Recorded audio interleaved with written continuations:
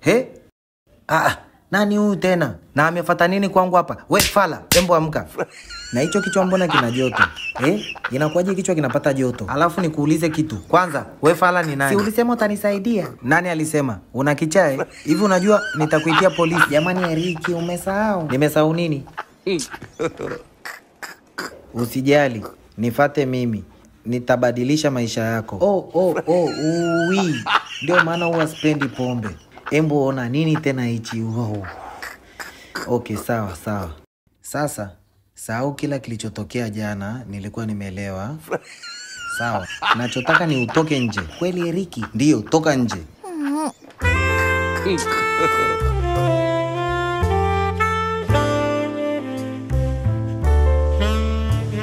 Nini shida? We Eriki ni mbaya. Unasema? Usijali Eriki. Tumefanya usiku mzima.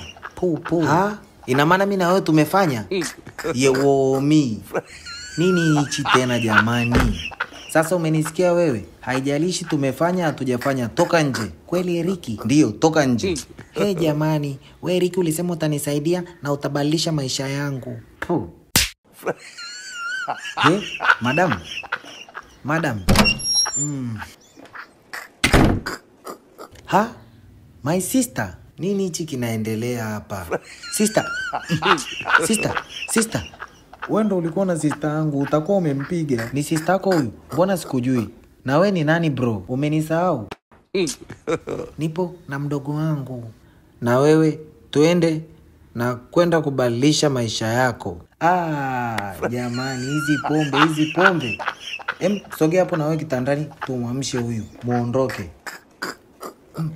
Eriki, msaada wangu ni busu. Hapana jamani, sio kwa hicho kichwa.